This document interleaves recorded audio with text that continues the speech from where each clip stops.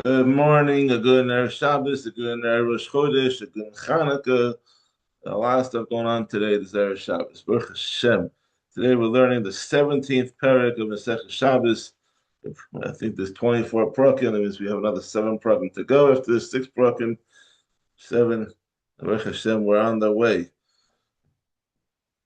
Today's shiur is sponsored by Nishmas Aaron Nachum and Simcha Cohen, Yeshua Mordechai ben Shepsel, Bracha Sarah Shmuel and Yom Moshe ben Yosef, and the Hashem will have an aliyah.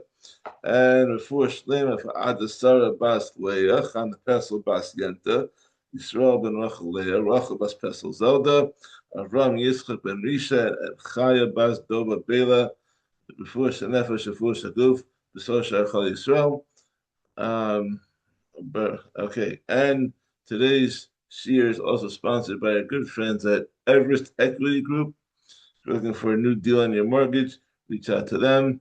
They are supporting the shiur for this week of Hanukkah and the whole next week. And we thank them for their sponsorship and wish them shefa brecha v'atzlacha in all their endeavors. Okay. Perek Yitzie Mishnah Aleph Kol HaKelim Nitalim B'Shabbos. All vessels, all objects, all vessels that have doors, such as portable closets and cabinets, may be moved on Shabbos. V'dalos seihen yimahen afa pishin esparku b'Shabbos.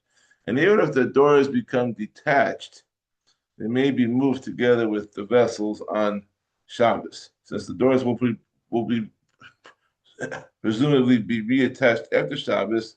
They do not lose their status as part of the vessel unless they are not muksa. So let's say you have a cabinet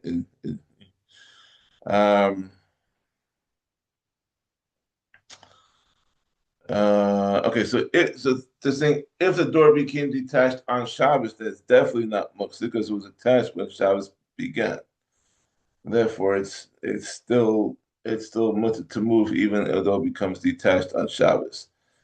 If the door became detached before Shabbos, then it's still mutter, since it will eventually be reattached to the vessel. We continue to view it as part of the vessel itself. She'ena and Dom and Habayis.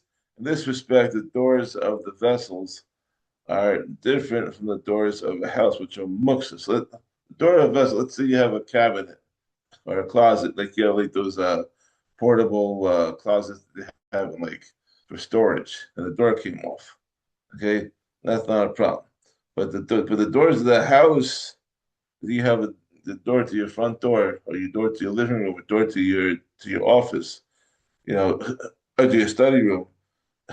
Because the doors of the houses are not prepared to be moved. The doors of the houses are not, they used to open and close that room, but they're not meant to be taken off and moved from place to place. Therefore, it is muksa if they become detached and may not be moved at all. But since the cabinets and the closets, even if they're on wheels, they typically get moved around from time to time. Put it here, move it over there. Then that would not be muksa even if they become detached. Mr. Bays. No till Adam Karnas Lifatsebo as Hagozim. The person may take a hammer to crack nuts, the Kardum Lachtoch as Hadvela, and an axe to cut to cut a fig cake. Megera Ligrabo es Hagavina, a saw to slice thick cheese. And my grayfa Ligrabo as Agrogros, a shovel to scoop up dried figs from the bottom of the barrel. Es Hada es Harachas ves Hamas Leglas says the cut. A winnowing shovel or a pitchfork to put food on it for a child. Es hakush ves hakarkar lachsabo, or a spindle or a weaver's pick to pierce the fruit that is on a plate in order to pick up the fruit. Machas ya lito bo es hakot, a hand needle meaning a standard needle used for sewing clothing to remove a splinter on skin. The shell sakayim liftoach bow as hadas, or a sack maker's needle, a long, thick needle used to sew up sacks to open a door by picking its lock. And even though all these items are typically muktzah because their main use is usher, one may move them on Shabbos for a task that is permitted. The items that we just described and the functions that we assign to them in this Mishnah are not the normal ways of using these items. If you're going to use these items for the normal purposes, then that would be muktzah, that would be chil Shabbos. But to use it in a way that we described in this Mishnah, which is not the normal way of using it, then that would be mutter. Mishnah Gimel, Kana shel zaysim, the law regarding a wooden cane, a hollow wooden cane that is used to checking olives. If there's a knot at its end, which prevents oil inside its hollow from dripping out, it is able to become tameh, because a wooden object that can serve as a container is a utensil with respect to tumah. But if it does not have a knot at its end and cannot hold oil in its hollow, it is not considered a utensil and cannot become tameh. Shabbos. In either case, it may be moved on Shabbos. As far as the law of muktzah is concerned, it is a utensil regardless of whether it has a knot. Mishnah Dalet, Rav Yossi Yomer Kol HaKelim Nitolen Chutz Min HaMaser HaGadol. Yatid Shamach Risha. Rav Yossi says that all the utensils, even those whose main use is forbidden, may be moved on Shabbos for a permitted use, except for a large saw used to cut wooden beams and a coulter. Coulter is a large knife-like tool that is attached to a plow and cuts into the ground ahead of the plow. A utensil of this type may not be moved at all, and even for permitted use, because its owner is particular to use it only for its primary purpose, which is usher. So a cleat that's only going to be used for a designated thing, purpose is usher to move, if not for anything else. So we mentioned earlier that one can move a utensil which is a cliche, the isser, for the sake of a mutter activity, because one needs to use the space that occupies it. Sorry, gufo amakomo. But one may not move it for its own protection, such as taking it out of the sun, machmas sel. So here that you can't do. So here we're going to discuss the use of utensils whose main use is mutter. All utensils whose main use is permitted may be moved, whether for a purpose, meaning to use them or to clear the place they occupy, or not for a purpose, that's only being done for their own protection. Nehemiah says, "Ein nitalin ela l'tzarich." Even utensils whose main use is mutter may not be moved except for a purpose, specifically for the purpose to which they are intended. Therefore, as an example, a knife may be moved only to cut and not to support an unbalanced plate. Mishnah Hey, Kol HaKelim Hanitalim B'Shabbos Shivreim Nitalim Imahan. Any utensil that may be moved on Shabbos as broken pieces may also be moved. Provided that they can perform some form of function, even if it's completely different from the utensil's original function. Shivrei Areva, Bahen as Piachavis. For example, pieces of a broken mixing bowl that are fit to cover the opening of a barrel, Shivrei Zechuk is Bahen as Pihafech, and pieces of broken glass container that are fit to cover the opening of a jar. Since these pieces are usable for something, they are still considered a utensil and are not muktzah. Rabbi Yehuda says, provided that they can be moved on Shabbos, provided that they can perform something like their original function. Shivri Areva Asuklasochan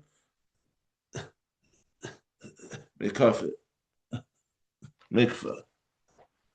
For example, pieces of a broken mixing bowl must be fit to pour porridge into them. Because the chuchis lots of sochan shemen, and pieces of a broken glass container may be fit to pour oil into them. In cases like these, the pieces are not muksa. However, if they cannot be used for anything resembling the vessel's original function, but only for an entirely new function, they are like newly formed vessels. Therefore, they are muksa under the category of nolad, meaning something that was created on Shabbos. Okay, almost done. 3 more to go. Evan should be kiruya, the law of a stone that is inside a pumpkin shell. If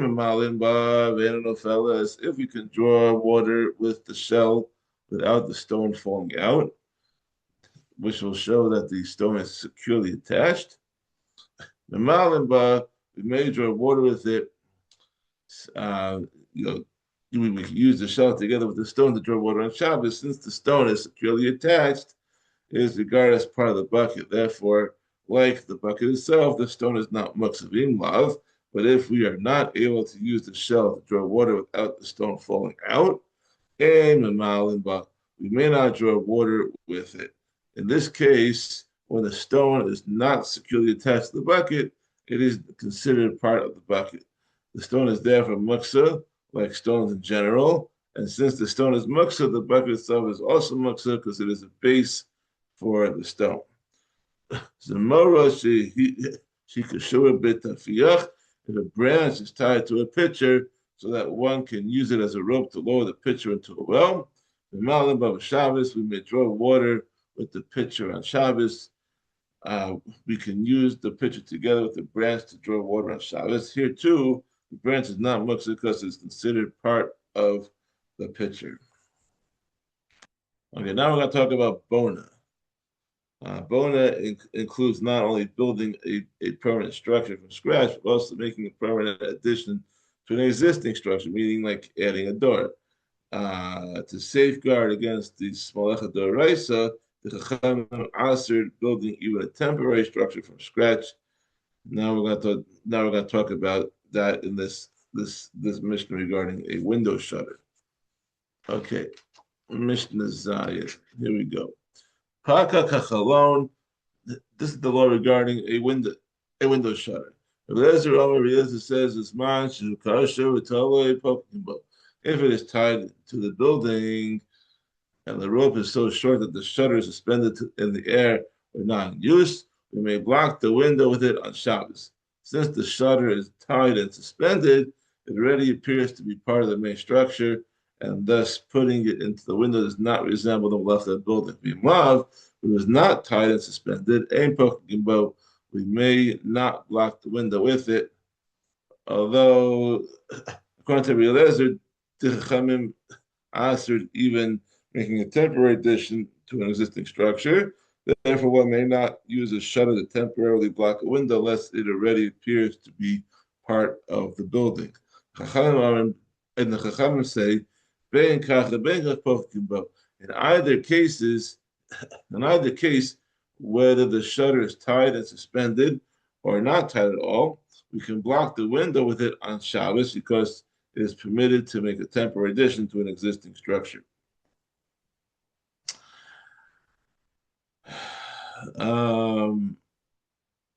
Okay, and the last one,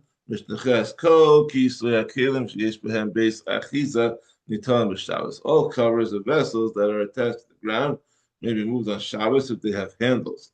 If the cover has a handle, it is clearly meant to be removed and replaced. And thus using the cover does not resemble the Isdaraisa act of building or demolishing. But if the cover does not have a handle, one may not use it, just as one may not use it to close or open a hole in the ground.